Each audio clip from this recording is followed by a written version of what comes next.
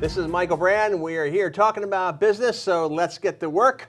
I am joined today by Alex. Alex has created a number of toys to work with students who are developmentally disabled. So welcome, Alex. Yeah. Thanks, Michael. Great to be here. Tell me what inspired you to start, before we talk about the toys, what inspired you to get into this type of work? Well, I have a younger brother. His name is Seiji, and he has autism. So living in a family dynamic with someone that has autism, it's just so different being around someone that doesn't understand the social cues of maybe our face, or at the same time he can't have the verbal conversations that you and I are used to. So growing up in that family dynamic, I always struggled to connect with him. And it honestly made me kind of sad, kind of depressed to not be able to have this great conversation or just relationship with my brother. Okay. Younger brother? Younger brother. Okay. How many years difference between you? Just 2. He's 18, I'm 20. Okay. So what inspired you then? Let's actually look at this one first. This is called the Disc Jam? Disc Jam. Disc Jam. Okay. Tell me about the Disc Jam. It looks like a Frisbee to me. What is it? So this is a flying disc that has an MP3 Bluetooth speaker in it. So you can use Bluetooth or also just a USB with music or our facilitated curriculum.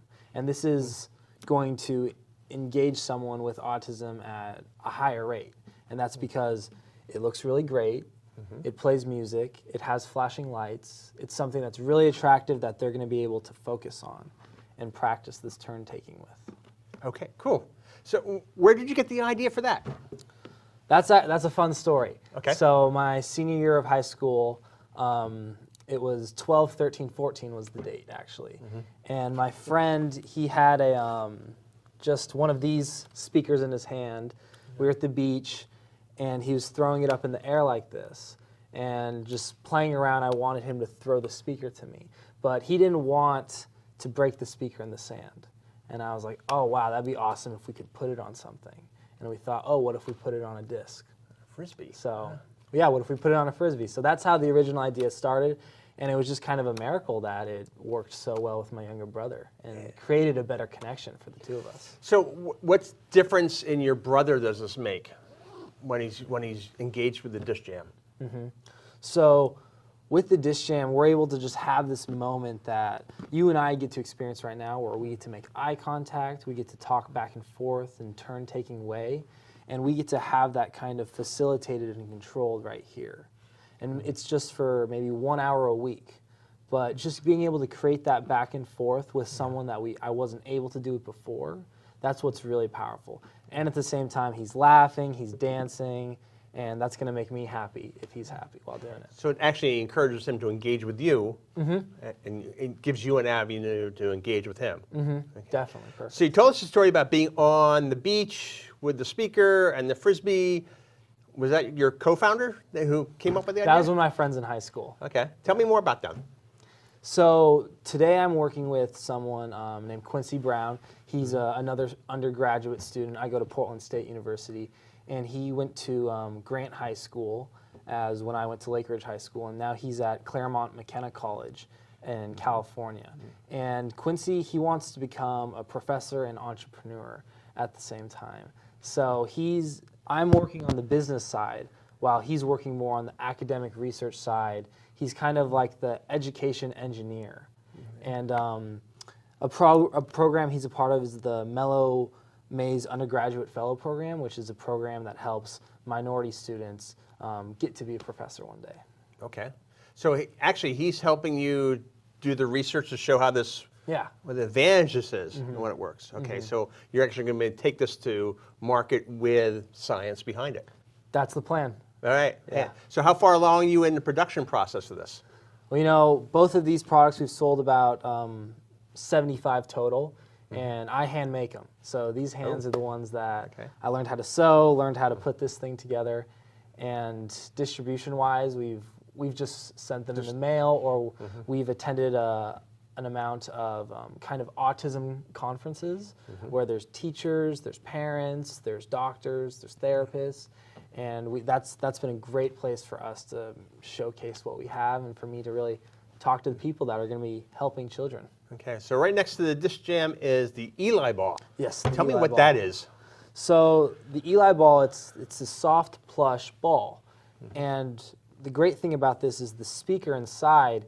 There's a vibration that happens when sound is being played, and that vibration, that's really great for kids with autism and other developmental disabilities. They can hold it to themselves, and that vibration kind of makes them feel more comfortable. Okay. So this would be like the first toy that I would recommend for someone, because it's very soft and it can be used at all ages, even at an early education level of toddlers. You can just learn to pass it back and forth, and that's kind of help that turn taking. So if I'm hearing you right, like the vibration in that keeps them focused or calmed? Yeah. Okay. Yeah. So you can use it when someone gets agitated and give it to them. So how does that work? I mean, what does a vibration do? It makes a lot of kids with autism, I've done a lot of my research on autism, is that they don't have as well as an opportunity as you and I to really just like feel their surroundings.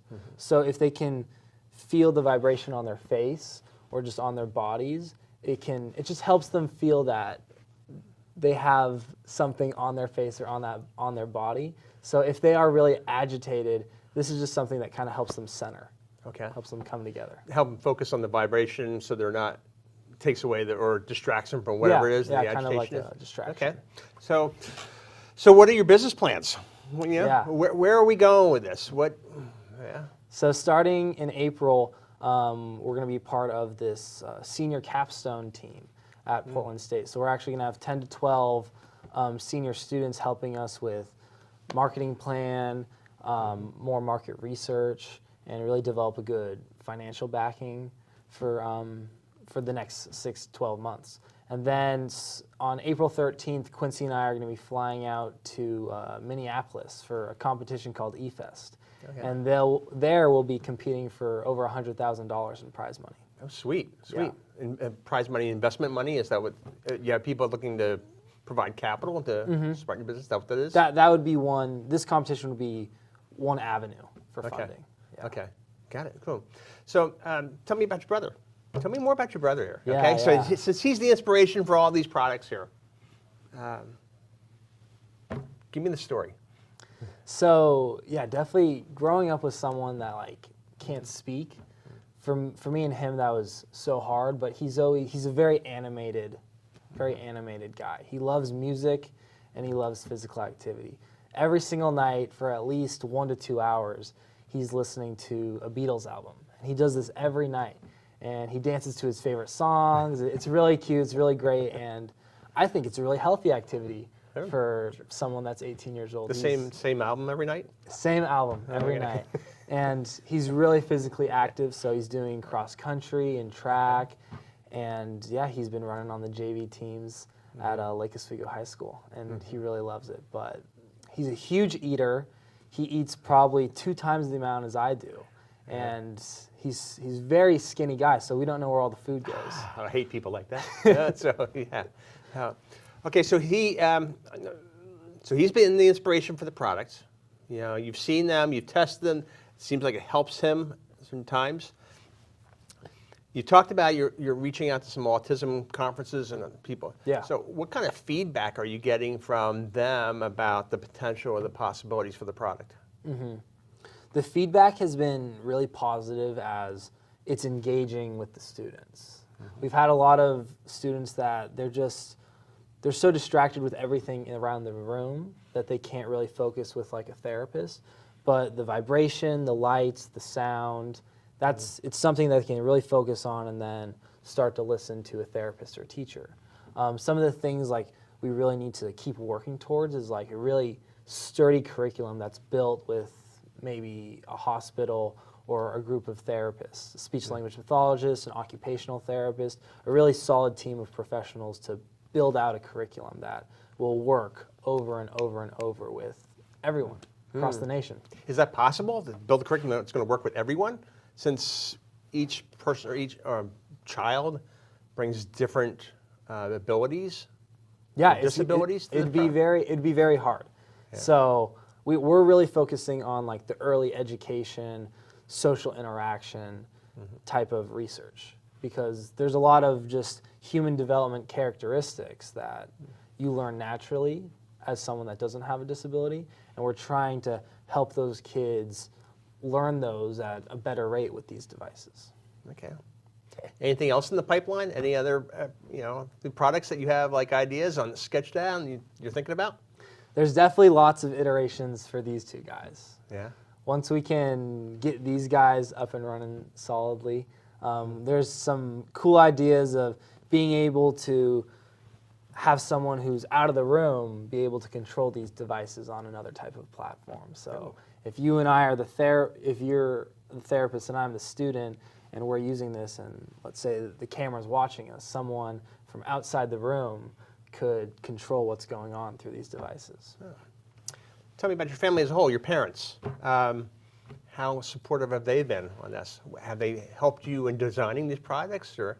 Yeah, my mom has definitely been a huge inspiration and a huge mentor. When I thought of the idea back in 2014, I remember we were just sitting in our house writing like a first research paper about it, and it's been a great way for us to connect.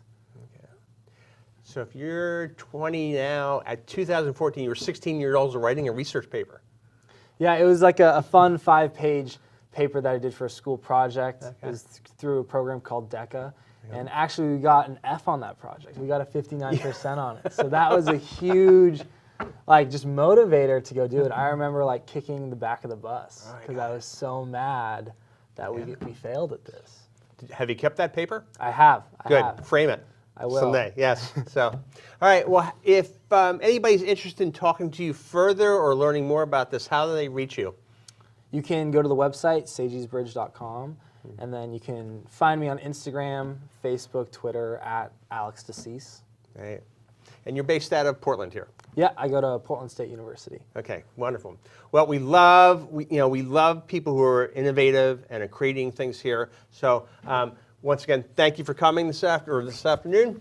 And this is Michael Brand talking about business and talking about our rising leaders, our rising stars here in the Portland area.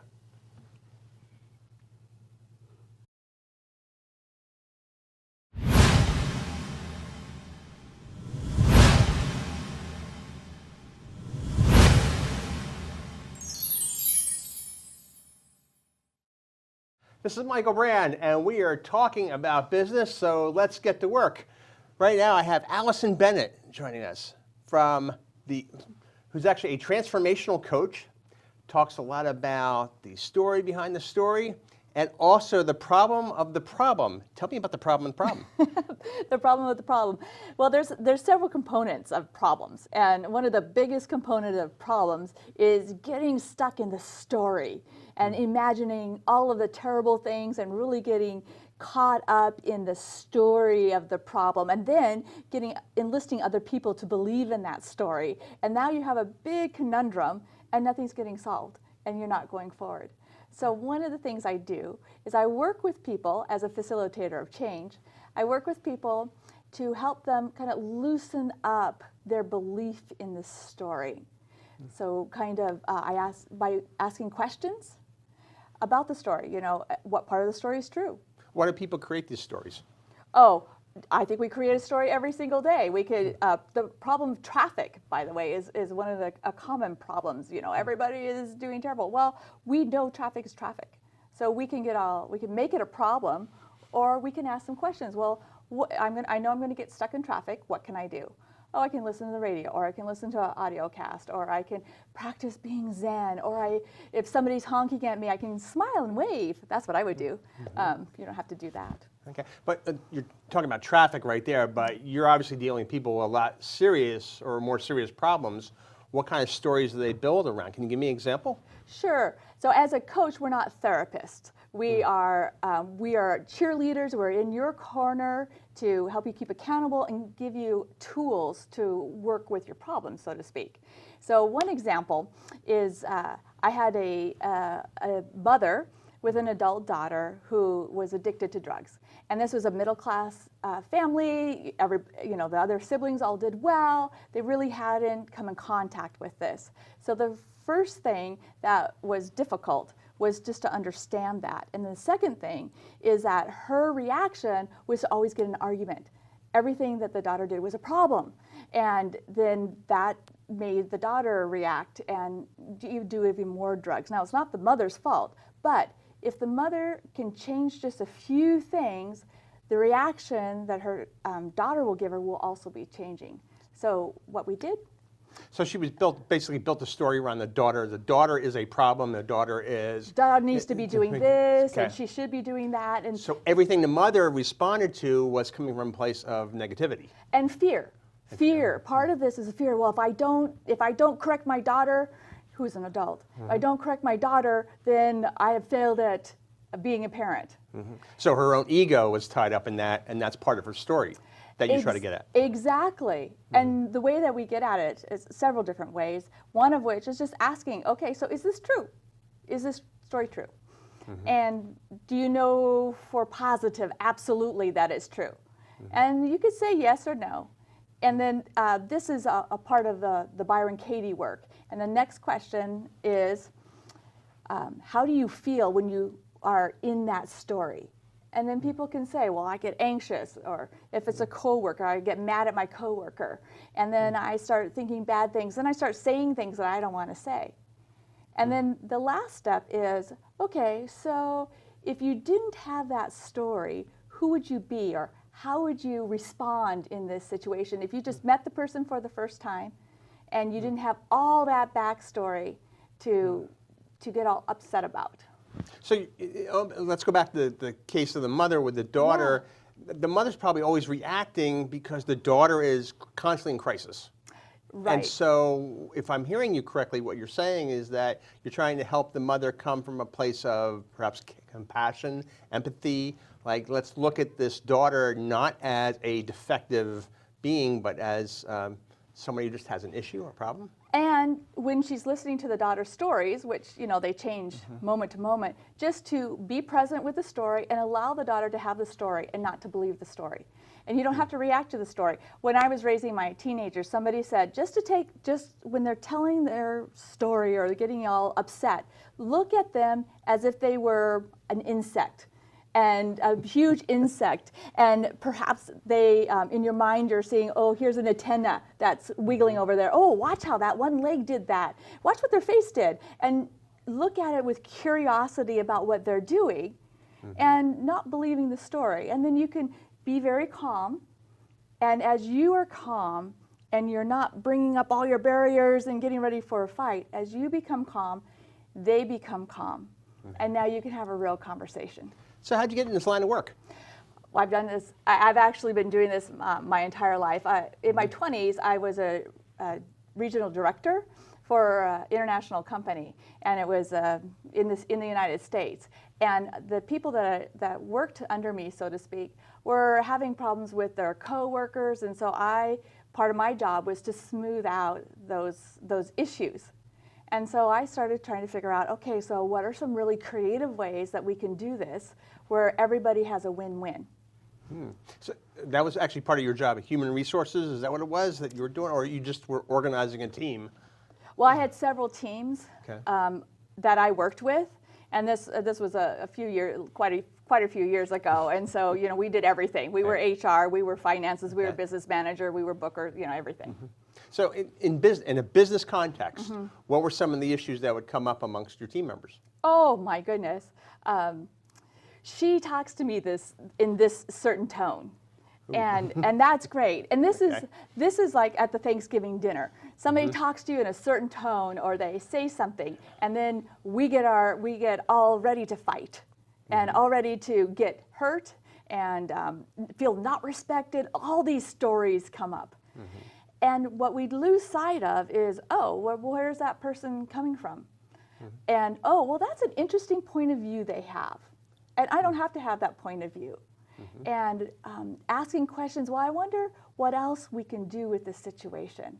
And that's really my strength is asking questions. So that's really interesting. You brought up the Thanksgiving dinner because so much in the popular press over the last 2 years is like, how do you go visit your relatives at Thanksgiving and talk about politics? Well, right? this is great. I also do trainings with Toastmasters, like workshops in Toastmasters meetings. And one of my favorite workshops is vocal variety. And we learn, or we actually play with Mary Had a Little Lamb. And we deliver it very angrily or very softly. And with that, we can start listening to ourselves and start hearing how we actually, by our intonation and the meaning behind the words that we are giving, can start off a fire or can totally douse it. Can you give me an example of Mary Had a Little Lamb in an angry voice? Yeah, sure. Actually, do you want to try it? Oh, you want me to try it? Yeah, try Mary. Mary had a little lamb. Her freaking fleece was as white as, well, it was supposed to be white as snow, but of course it's dirty. Exactly. Now, another person at the Thanksgiving dinner could go, oh, you're right, Mary did have a little lamb. Or they could be very sad and start like being, oh, Mary had a little lamb.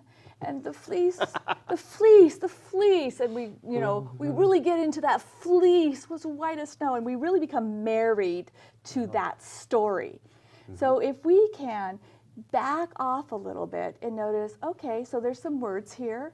And the intonation we use and the way that we present whatever we're saying actually can have an effect on the whole room. Okay. Career-wise, Yes. what's holding people back? What kind of stories do they tell themselves holding it back? That's a great question. I work actually with a lot of engineers and technical people. So they're used to interfacing with, of course, non-life forms. I mean, a life form that I don't understand, the computer or data. And oftentimes, they can just make the computer do what it wants or do what they want. And they have lacked some of their people skills and being able to negotiate and to get on the same page with people, to build rapport, and to bring them in. And oftentimes that right there is a big stumbling block for them moving up in a company. And the other stumbling block can be presentation skills. And that is where Toastmasters comes in. I was a club coach coordinator a couple of years ago, and I went to a bunch of clubs. And we have several clubs that are in businesses. And the businesses pay the memberships for those people so that they gain better presentation skills. Ooh, cool. So it's basically being able to tell a story in presentation skills. Right, and how you tell the story. Yeah. And so that we talk about those kind of presentation skills. Of course, public speaking is people's number one fear. What are the stories they tell themselves when they have to go do public speaking? Well, I'll tell you, I have plenty of public speaking fears. I am a very gregarious person, but you put me on a stage, which I've been on stage a lot, and I still get those butterflies. So the stories I think that go in my mind is, oh my gosh, I'm going to mess up and everyone's going to hate me. And one of my friends said, well, Toastmasters is a great place to find your failure and to fail with success. And as I allow myself the freedom to have fun with that, so if I flub up on a few words, maybe I can laugh at myself. Maybe I can incorporate it into what I'm saying. So much like we talk about the mother, her ego is tied up in her daughter's behavior. Yes. The speaker, their ego is tied up because they're almost naked in front of an audience. Right, and you're vulnerable, which actually vulnerability is the best way to engage your audience, but at the same time, a person can feel like you're going to just get negatives back. And instead of focusing on, okay, this is what I have to say, and it's going to be great, and it's going to be well received. Okay. One last question. What was the biggest story you had to overcome in your life? The biggest story? Yeah, the one that held you back the most. Absolutely. Actually, this is funny because it ties into Toastmasters. I had been in the public for a lot of years, a kind of a public personality in some way, on stage, giving presentations, and I had gotten a lot of negative feedback. I also got a lot of positive feedback, but one day the negative feedback kind of tilted, and so I kind of shrank away, and I didn't go in front of public for years. And then with Toastmasters, I just started coming back into that. How do people find out more about you, Allison? Well, they can reach me at AllisonInnovates.com, or best thing to do is to email me, allisoninnovates@gmail.com, and we can talk, and I'd be happy to talk with them. And if they wanted to visit your Toastmasters Club, where would they go? Well, currently, Sporty Speakers is a great Toastmasters club. Also, the Speaking Professionals is fantastic. There's a lot of great Toastmaster clubs. Okay, well, we'll be looking for you in those places. So this is Allison Bennett. The problem beyond the problem is not the problem, and the story is not really the story, right?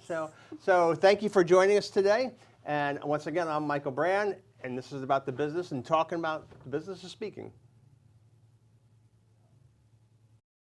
I joined Toastmasters to improve my speaking, listening, communication, and leadership skills. Toastmasters gave me incredible confidence, confidence, great listening skills, poise, great leadership skills, the ability to speak in public, strength, a captive audience, quality feedback from the more experienced Toastmasters. Toastmasters really helped me improve my listening skills. sales skills, opportunities to go to different groups and widen my whole horizon. Toastmasters has given me a more focused me, and I'm a much better listener. Toastmasters is fulfilling. It's a great place to fail your way to success. Wonderful way to meet people. networking, Strength. It's addictive. It's a club of self-improvement. It's an experience, it's a ride that you won't forget, and you'll enjoy it every step of the way. Toastmasters helped me land a kick-butt job. I sang at one of my table topic speeches, and people liked it and applauded. My business is doing great, and I'm very, very grateful to Toastmasters. It's been a great experience for me. Thank you, Toastmasters. Thank you, Toastmasters. Thank you, Toastmasters, for giving me so much confidence. thank you Toastmasters for everything.